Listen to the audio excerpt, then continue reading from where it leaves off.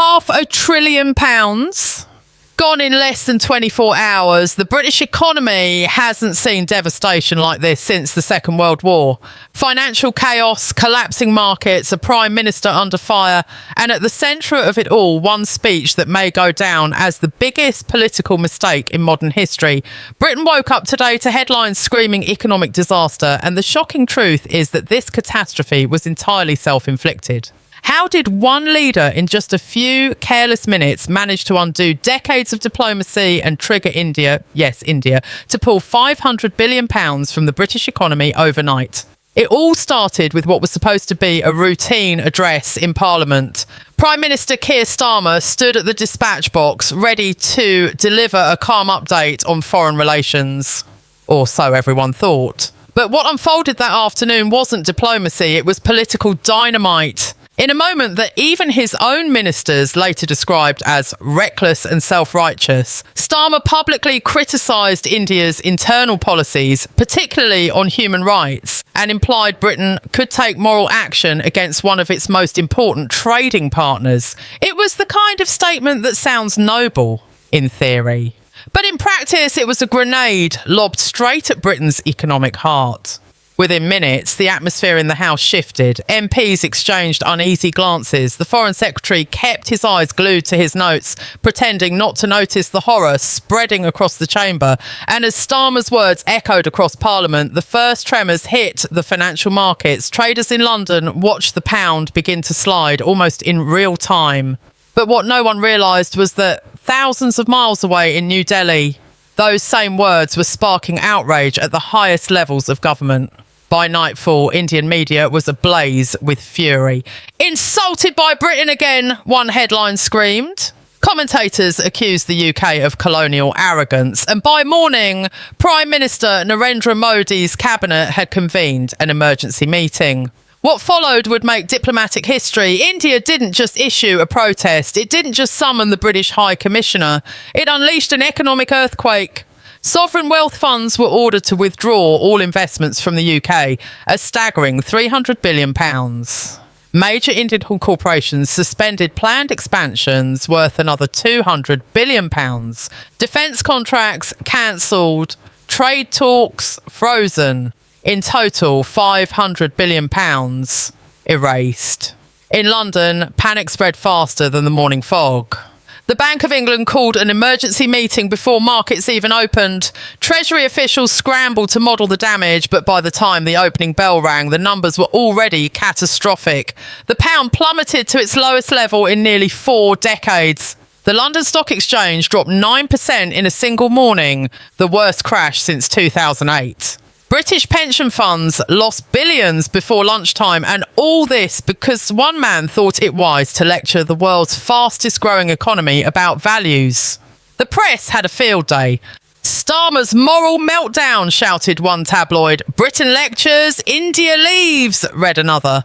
But behind the headlines, the human cost was already mounting. Thousands of British workers linked to Indian supply chains were suddenly facing layoffs. Manufacturing hubs in Birmingham, Manchester and Leeds went silent as orders evaporated overnight. CEOs who had spent years building trust with Indian partners were left with nothing but cancelled contracts and empty warehouses. And as panic gripped the markets, an even darker story began to unfold inside Downing Street. Leaked reports suggest that Starmer had been warned repeatedly by Treasury and Foreign Office officials about possible economic retaliation. But according to insiders, he dismissed the warnings, calling them exaggerations. One source claims he even laughed off concerns, saying India wouldn't dare. Well, India did dare. And it did so with a vengeance Britain clearly wasn't prepared for. As one senior civil servant put it, he didn't just poke the bear, he insulted it on live television. By midnight, chaos had reached its peak. Financial journalists compared it to a modern-day Suez crisis. Only this time, the enemy wasn't military might, but economic power. And just as the British government scrambled to limit the damage, a second bombshell dropped. Reports emerged that Starmer had attempted a secret late-night phone call with Modi, a desperate plea to reverse India's decision before markets reopened. What happened on that call? Was it a humble apology or another political disaster waiting to happen? The answer to that question and the leaked footage that followed would leave Britain utterly humiliated on the world stage. But what exactly did Starmer say during that call? And how did it end up being broadcast to millions across India? The leaked call was supposed to remain a closely guarded secret, a private diplomatic lifeline between two prime ministers, but fate, or perhaps humiliation, had other plans. As Starmer's aides hurriedly connected the video link with New Delhi, no one realised that the Indian side's media feed had not been muted. Within minutes, the call went live to national television and an entire country watched the British Prime Minister plead for economic mercy. It was the kind of moment that changes how nations see themselves, raw, exposed and irreversible. Starmer appeared visibly shaken, his voice trembling as he spoke of shared values and mutual prosperity. But to the millions of Indian viewers watching, it sounded less like diplomacy and more like desperation. "Prime Minister Modi," he began, trying to maintain composure, "I urge you to reconsider these measures. The consequences are far-reaching, not only for Britain, but for global stability." Yet as his appeal continued, Modi's expression barely moved. Calm, silent, utterly composed.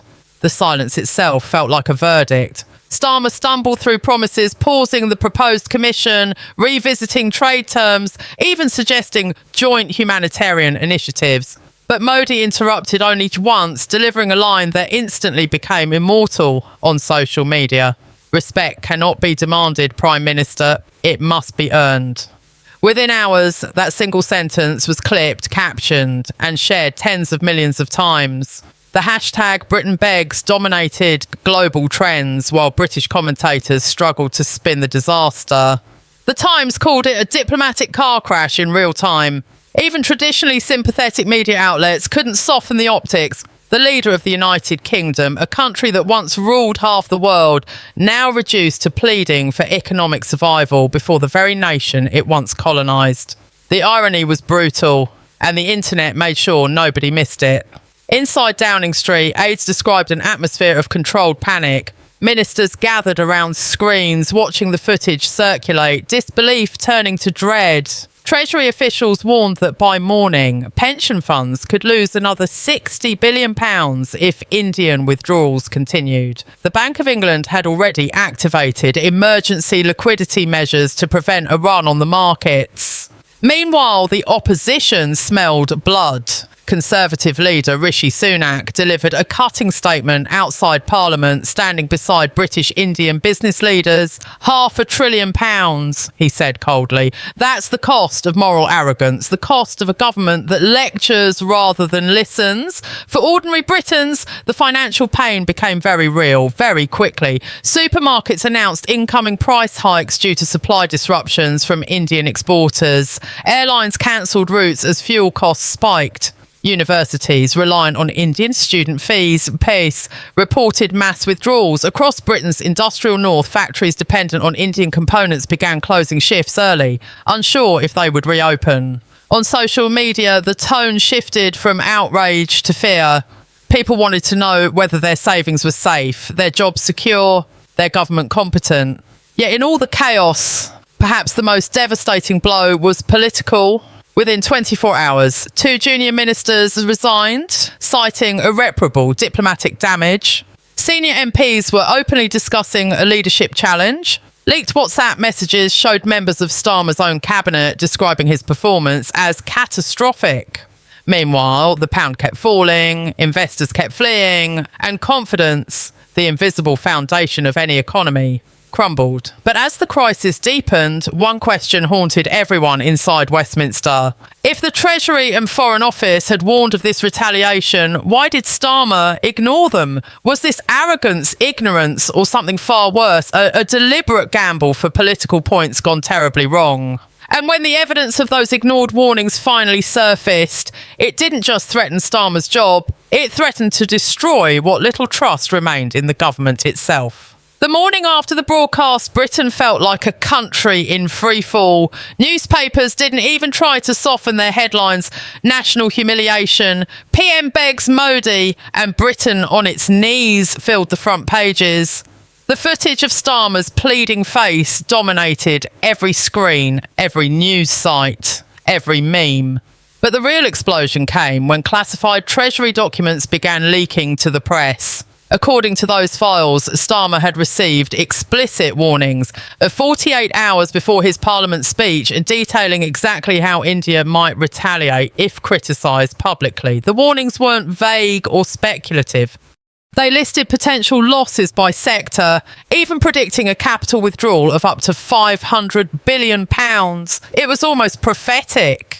The phrase highlighted in red across the top page read, "Catastrophic risk to economic stability if bilateral relations are strained." And yet Starmer had gone ahead anyway. The revelation turned a diplomatic disaster into a full-blown political scandal. The opposition demanded an inquiry, while furious MPs called for Starmer's resignation. On the floor of Parliament, the Prime Minister faced jeers from both sides as he tried to defend his actions. His explanation that he was guided by principles and not fear of financial reprisal fell flat in a chamber that had lost all patience. Even his own backbenchers shifted uncomfortably as he spoke. The contrast was impossible to ignore. A government claiming moral high ground while the country's financial markets burned.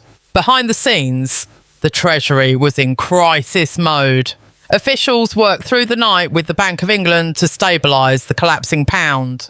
Emergency lines were opened with major British banks to ensure liquidity didn't run out, yet confidence was evaporating faster than they could act.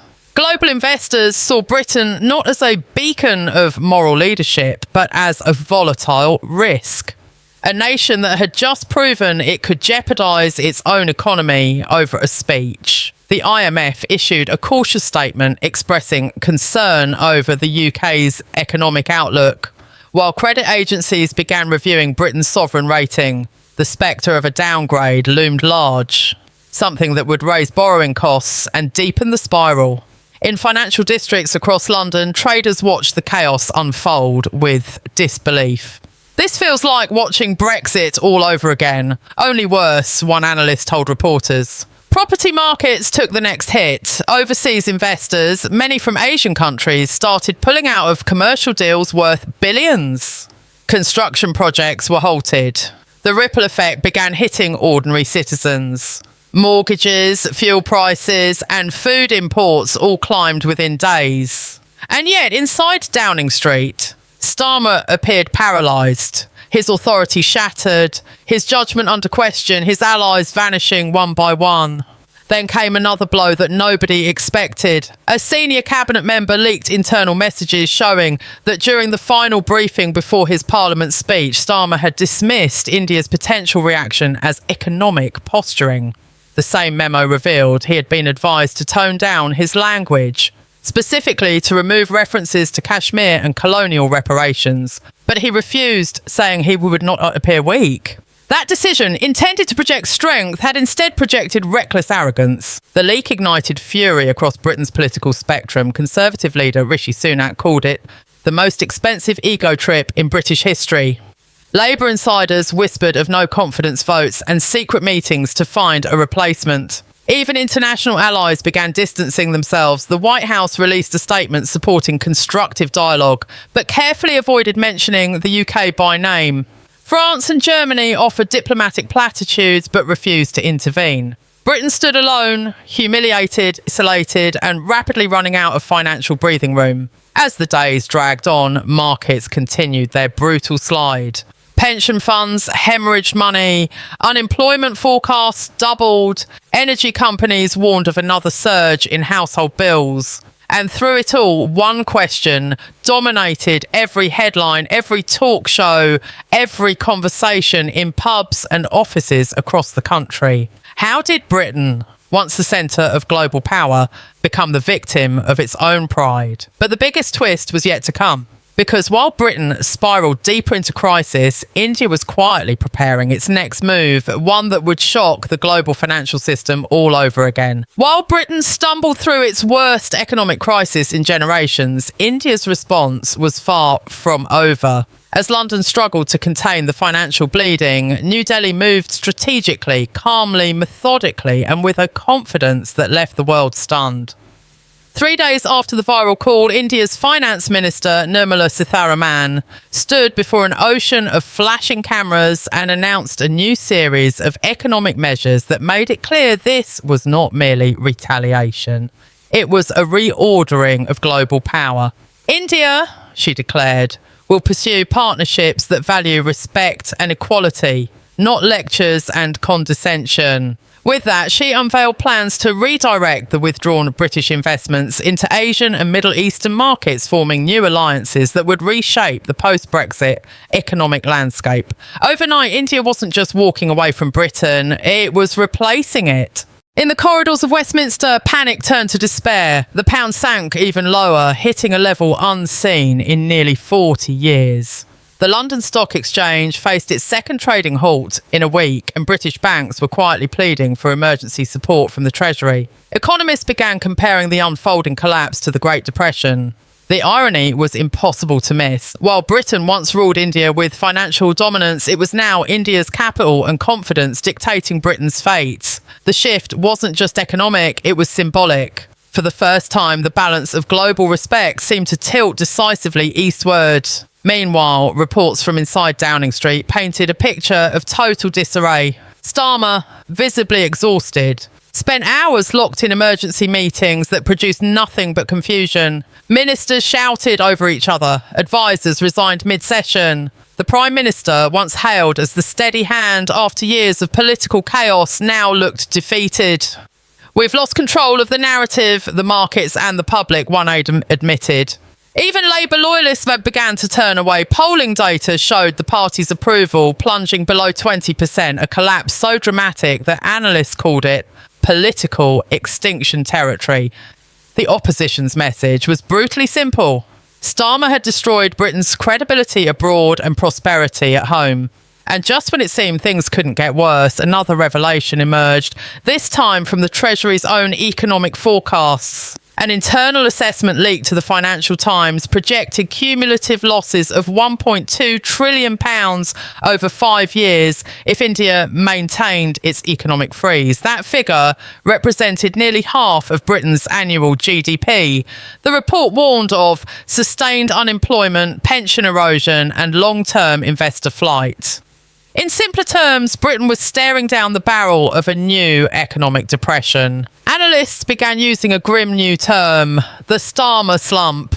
Public anger reached boiling point. Protests erupted outside Parliament as workers demanded answers. Small business owners facing bankruptcy called the government criminally incompetent.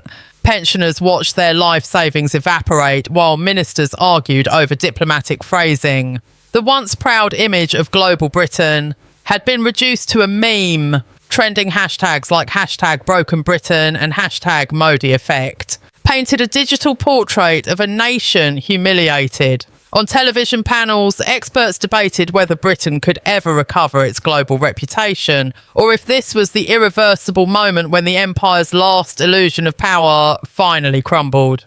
Through it all, one man remained silent: Narendra Modi. His government refused to engage in further talks, issuing only a brief statement. India acts in dignity, not desperation. To many observers, that single line summed up the new global order. India was no longer seeking validation from the West, it was commanding respect on its own terms. And as international investors poured into Indian markets, Britain's losses became India's gains. The shift was swift, decisive, and brutally poetic. In the end, Starmer's mistake was not simply diplomatic, it was historical. He had underestimated how deeply the world had changed, how much power had shifted away from old empires and toward new ones. He believed a moral lecture could still outweigh economic reality. But in a world driven by trade, capital and pride, virtue signalling proved a luxury Britain could no longer afford. The question haunting every Briton now is simple but devastating. Can a nation that once ruled the waves survive when the tide finally turns against it? Or has Starmer's blunder marked the moment Britain lost not just its money, but its place in the world?